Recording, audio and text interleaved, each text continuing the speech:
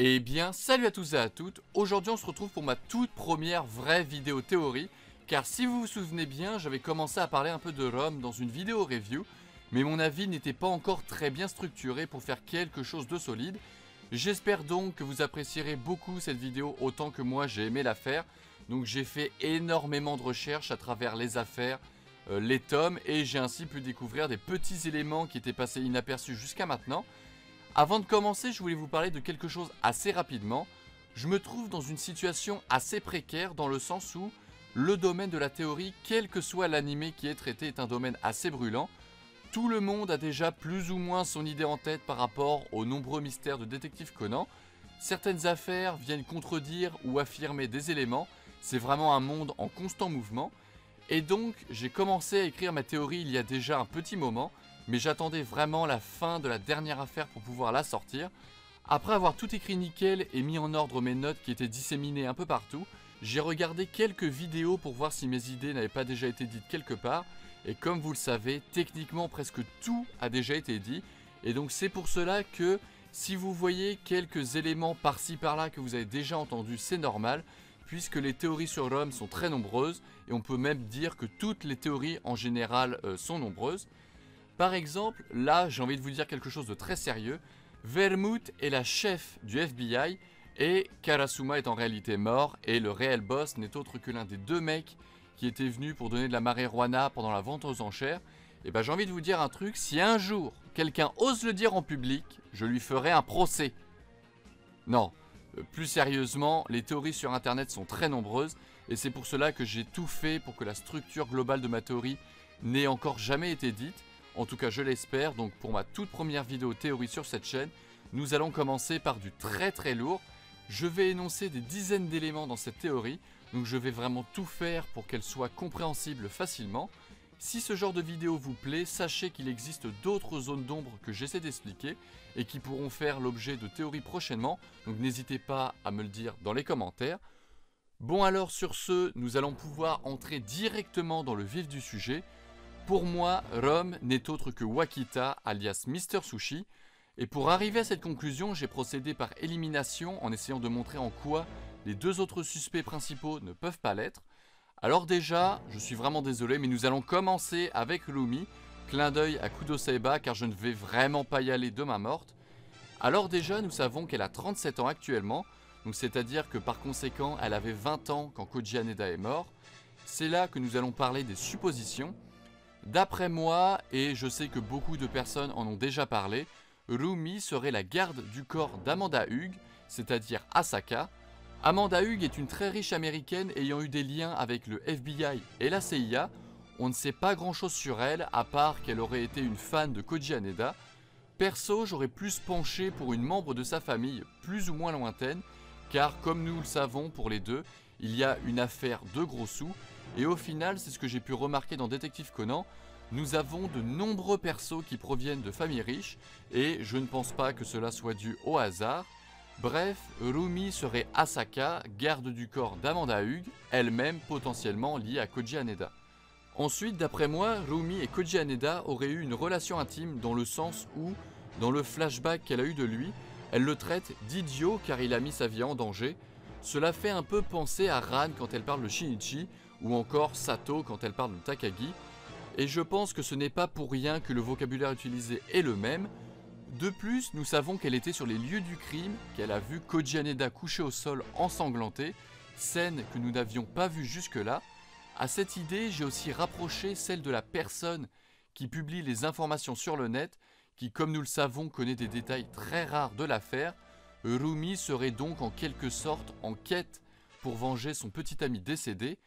Dans cette optique, mais c'est à prendre avec des pincettes, Geito Ota, pseudo-détective des âmes, aurait découvert que Asaka était une femme et que de surcroît, elle serait partie avec le miroir dans les mains. Pourquoi partir avec les preuves? Non pas pour les détruire, mais plutôt pour les sauvegarder. Jin l'a dit lui-même, Rome a fait une erreur lors de cette affaire, et je pense que cette erreur n'est autre que la fuite d'Asaka. Si cette information se révèle être vraie, cela rajoute un élément supplémentaire, comme quoi Rumi serait la garde du corps et la lanceuse d'alerte sur internet. Voilà, c'était déjà le premier point que je voulais aborder avec vous. Ensuite, une question que jamais personne ne s'était posée. Pourquoi Koji Haneda? Pourquoi est-ce qu'il est mort? Mais surtout, pourquoi c'est lui qui a fait un day message visant l'un des membres de l'organisation? Rom pour Asaka Rom ou Karasuma. L'un dans l'autre, comment un joueur de shogi connaissait-il l'existence d'une telle organisation? Autant de questions qui selon moi trouvent leur réponse avec Amanda Hughes. Nous ne savons pas lequel des deux est mort en premier, mais sûrement que ces informations proviennent d'elle. Le day message a peut-être été fait par Asaka sur sa demande, et le tout gagnerait en cohérence. Bien sûr, comme j'ai pu le dire, cela n'est qu'une théorie, mais il faut avouer que même si elle s'avère être fausse, tous les éléments concordent dans une logique à la hauteur du génie de Gosho Oyama. Ce serait donc Rumi qui aurait retiré les lettres du miroir, et elle serait depuis ce jour en quête d'alliés. Actuellement, nous voyons bien qu'elle est extrêmement méfiante et professionnelle, ce qui explique le temps qu'elle prend pour se rapprocher de Conan, tout comme Marie qui y va elle aussi par étapes. Rumi a vu Conan utiliser son nœud papillon lors de l'affaire en forêt, donc je pense que si elle était réellement Rom, elle serait déjà passée à l'action. De plus, la pièce de shogi qu'elle garde précieusement sur elle serait une sorte d'amulette, de porte-bonheur, et non une preuve de sa culpabilité comme on essaie de nous le faire croire dans la dernière affaire, allant des files 1051 à 1054. Et en parlant de cette fameuse affaire qui s'est déroulée en forêt, nous avons aussi pu la voir jeter le trèfle à 4 feuilles qu'Ayumi lui avait donné.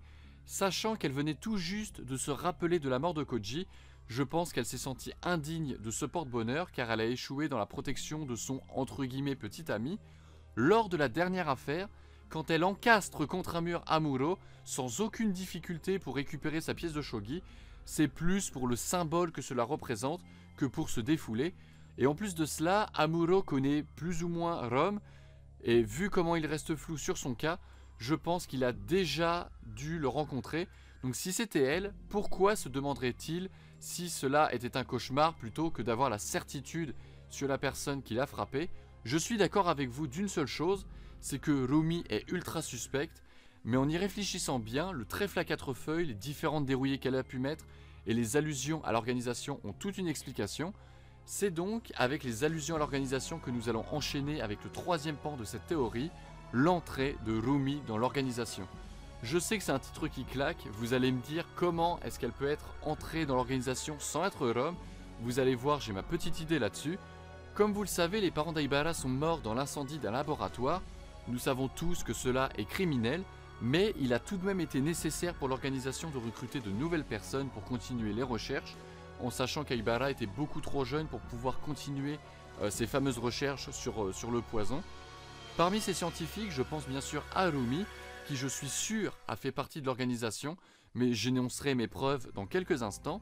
Donc, pour une raison ou une autre, Rumi entre dans l'organisation, soit au pôle scientifique, soit dans un autre, ce qui est moins probable à mon sens.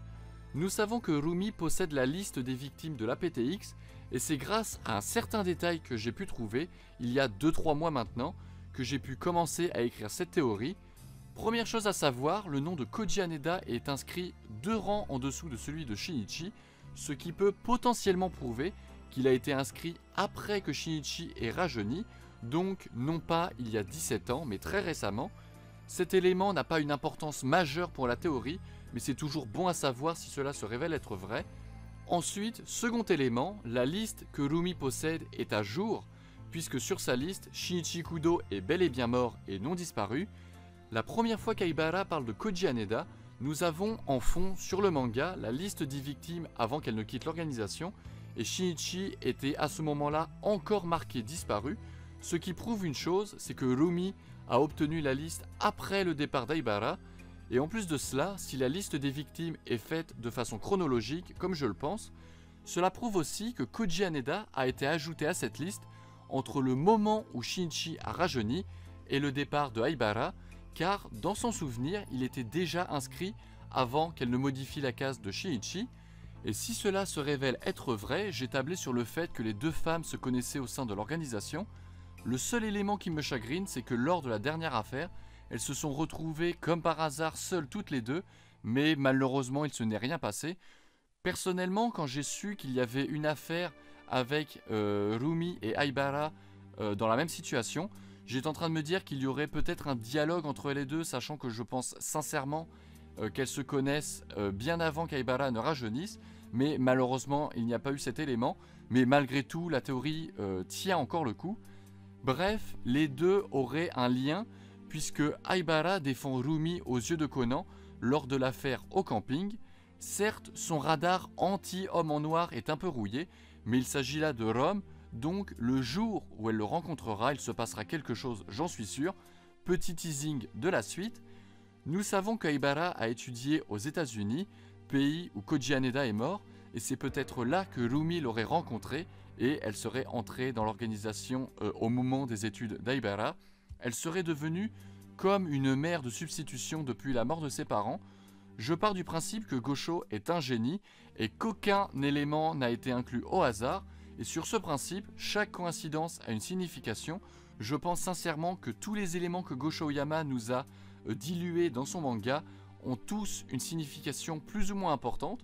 Donc s'il nous explique qu'Aibara fait ses études en Amérique, je pense que cela n'est pas pour rien. Voilà, j'ai beaucoup blablaté sur Rumi pour montrer en quoi elle ne peut pas être Rome. Et maintenant, nous allons partir sur Kuroda. Ici aussi, je pars d'un principe assez simple pour montrer en quoi il ne peut pas être Rome.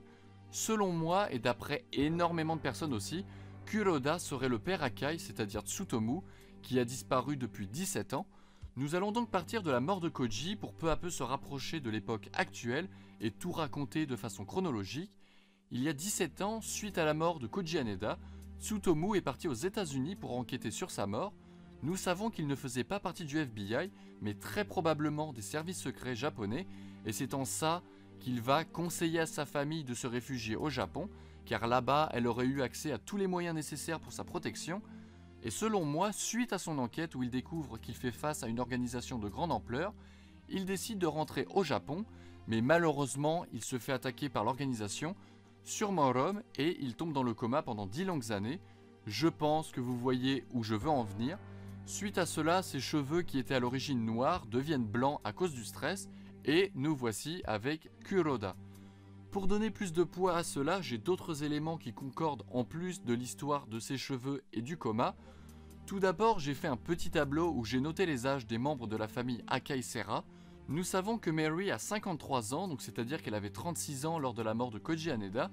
Shuichi et Shukichi ont respectivement 32 et 28 ans, donc c'est-à-dire qu'ils avaient 15 et 11 ans quand ils sont partis au Japon. Et Kuroda a actuellement la cinquantaine, donc c'est-à-dire que 17 ans auparavant, il était dans la trentaine, tout comme Mary sa femme, si celui-ci s'avère être réellement Tsutomu. Ensuite, lors du flashback de Mary, la review sera en annotation en haut à droite de votre écran. Nous avons pu découvrir que Vermouth s'était déguisé en Tsutomu pour l'approcher, et il y a un élément qui m'a fait énormément plaisir, c'est que Vermouth, ou plutôt Tsutomu, a expliqué qu'il avait disparu après une blessure à la tête et une perte de mémoire, et j'aimerais vous poser cette question, est-ce que ce ne serait pas la vérité concernant Tsutomu ? Comme nous le savons, quand Vermouth prend l'apparence de quelqu'un, elle fait tout pour connaître les détails de sa vie, comme ce qu'elle avait fait pour le Dr Harred, pour pouvoir avoir la meilleure couverture possible. Et bien là, je pense très sincèrement qu'elle a expliqué cela à Mary, au cas où le coma de Tsutomu serait une information publique, et pour pouvoir protéger sa couverture au maximum. Et malheureusement, comme nous avons pu le voir, c'est à cause de la naissance cachée de Masumi que malgré tous ses efforts, Vermouth s'est fait griller. Donc voilà, Kuroda, qui n'est qu'un nom d'emprunt pour son activité au sein des services secrets, serait en réalité Tsutomu Akai. Ensuite, pour répondre à toutes les questions qui pourraient m'être posées, Kuroda est devenu surintendant tout au long des 7 années qui se sont écoulées suite à son coma. Même s'il y a 17 ans c'était un haut gradé de la police, les 10 ans dans le coma l'ont obligé à repartir d'un échelon inférieur, car au bout de 10 ans, c'est sûr et certain qu'on perd certains de nos réflexes. Donc voilà, pour moi, il y a 17 ans, il est tombé dans le coma et il est revenu entre guillemets à la vie il y a 7 ans. Et c'est tout au long d'un long processus où il est parti de Nagano, si je dis pas de conneries, où il est parti de Nagano pour enfin devenir surintendant de la police de Tokyo. Donc voilà, c'est tout un processus assez long qui a duré 7 ans. Et pour finir, on sait que Kuroda connaît Rumi, ça c'est vraiment sûr et certain, puisque à chaque fois qu'il voit un article d'elle ou qu'il la voit directement, il est très suspicieux, tout simplement car suite à son enquête aux États-Unis, il a dû sûrement la croiser ou au moins voir son nom dans le dossier d'enquête. Lors de l'affaire au camping, on sent bien que la connaissance de l'autre est unilatérale. Kuroda connaît Rumi, mais ce n'est pas le cas pour elle, puisque celle-ci est surprise quand il l'appelle Mademoiselle Rumi Wakasa. Elle sent le danger et elle reste sur ses gardes, sûrement car comme j'ai pu le dire, elle est en quête d'alliés et doit être poursuivie par l'organisation. Enfin, pour conclure cette théorie, nous arrivons au cas de Wakita, qui est le perso le moins représenté parmi les trois, mais qui pour moi est la personne la plus susceptible d'être Rome. Là encore, j'ai de nombreux éléments. De toute façon, je vous avais prévenu, ça va être vraiment la vidéo la plus grosse que je n'ai jamais faite en termes de théorie sur cette chaîne. Alors ici, Wakita alias Mr Sushi pour les intimes a été introduit dans le manga à la file 975. Première chose que tout le monde a pu remarquer, c'est qu'il est très intéressé par Kogoro. Pourquoi? Tout simplement car pour l'organisation, c'est Kogoro qui se rapproche le plus d'eux et ce n'est pas Conan. Cela fait suite à la file 953 où l'on voit Jin et Vodka discuter dans leur voiture de l'affaire Geito Ota, celui que j'ai pu énoncer précédemment. Donc Geito Ota, je le rappelle, c'était le détective qui était censé parler aux morts. Donc lors de la file 953, Jin se sent menacé par Kogoro et il va même dire qu'il serait préférable de le tuer dans son sommeil. Et c'est là que, comme par hasard, un nouveau personnage est introduit quelques failles plus loin et qui de surcroît s'intéresse à Kogoro, car ici ce n'est pas Rumi la plus suspecte mais Wakita, car je le rappelle, la vraie cible de l'organisation, ce n'est pas Conan, ni Shinichi, ni même Aibara qui sont censés être morts, mais plutôt notre bon vieux Kogoro. Donc je sens bien que Wakita va découvrir le poteau rose en étudiant Kogoro de plus près, et c'est alors qu'il redirigera son attention vers Conan. Ensuite, autre élément moins significatif, dès sa première apparition, Wakita nous a montré ses capacités et ses connaissances pour faire disparaître du sang, chose qui n'est pas donnée à tout le monde et qui, en plus de cela, est extrêmement utile pour quelqu'un qui est censé remettre les scènes de crime nickel après une mission. De plus, nous ne connaissons rien de son passé et nous savons qu'il est extrêmement mobile dans le sens où son restaurant serait une sorte de couverture pour sa mission. Restaurant qui, je le rappelle, est à 2 pas de l'agence de détective. Bien sûr, je vais mettre de côté le time is money qui pour moi n'est pas une preuve en soi, mais j'aimerais au moins vous parler de l'affaire de la montagne enneigée. Cette affaire est une vraie mine d'or concernant Rome. Tout d'abord, nous découvrons par le biais d'Amuro que Rome est une personne impatiente. Sur ce principe, qui est-ce qui accompagne Amuro alors même qu'il est déjà sur le terrain? C'est bien sûr Wakita. Ensuite, qui est-ce qui va frapper à la porte d'Agasa pour en savoir plus sur Shinichi? Eh bien, c'est toujours lui. Le mec ne tient pas en place, c'est une vraie pile électrique. Toujours dans l'affaire de la montagne enneigée, il y a un passage que peu de monde ont relevé. C'est le coup de téléphone de Kuroda à Morofushi pour lui parler en privé. Preuve supplémentaire du fait que Kuroda est le chef dans les services secrets, car il sait que si Morofushi fait une gaffe concernant Amuro, sa couverture au sein de l'organisation tombe à l'eau. C'est pourquoi, malgré le fait que Morofushi se souvienne d'Amuro comme étant l'ami de son frère à l'école de police, celui-ci va se taire et va même penser la phrase Time is money quand il va s'éloigner. Pourquoi Time is money venant de Morofushi? Car tout simplement, cela doit être un nom de code donné par les services secrets pour désigner Wakita. Cette phrase sonne donc dans sa tête un peu comme « Je vois que tu es en mission, donc bonne chance ». Et ce qui est bien, c'est que la dernière image de cette affaire, c'est que l'on voit Morofushi dévier un petit peu le regard et on croit penser qu'il regarde Amuro, mais je pense que très certainement il est en train de regarder Wakita qui est Rome et qui est aussi la cible principale des services secrets. Pour finir, j'aimerais clore cette théorie avec une toute dernière question qui je pense mettra tout le monde d'accord. Qui est le seul suspecté comme étant Rome qui n'a jamais rencontré Aibara? Voilà, c'est encore Wakita, car il faut vraiment partir du principe qu'il connaît l'apparence de Sherry alors même qu'elle était encore dans l'organisation, et si par hasard il tombe sur elle, il comprendra tout, et c'est pour cela que Gosho Oyama fait tout pour reculer le jour où Wakita et Aibara se feront face, puisqu'on saura très bien qu'en tant que Rome, il passera à l'action et je pense qu'il essaiera tant bien que mal de la zigouiller. Et c'est donc pour cela qu'Aibara n'était pas chez Agasa quand Wakita est venu toquer chez lui pour en savoir plus sur Shinichi. Ouf, ça y est, j'en ai enfin fini avec ma théorie. Ça va faire plus d'1 heure que je discute devant mon micro, mais je pense que la vidéo sera beaucoup plus courte. J'espère que je vous aurai convaincu et que je n'aurai rien oublié, car vraiment j'ai dû composer avec des dizaines d'éléments différents pour faire la meilleure théorie possible, mais je pense que j'ai dû relever plus ou moins le défi. En parallèle de cette vidéo, Kudo Saiba va faire une vidéo théorie sur sa chaîne, car lui de son côté pense que Rome n'est autre que Rumi, et c'est pour cela que j'ai blablaté un maximum à son sujet pour couvrir mes arrières. Sur ce, ça va être la fin de cette vidéo, j'espère que vous l'aurez apprécié. N'hésitez surtout pas à vous abonner, à suivre les reviews que je fais sur cette chaîne. Une review sort toutes les 2 affaires en moyenne. Un petit like, votre avis en commentaire, et sur ce, peace.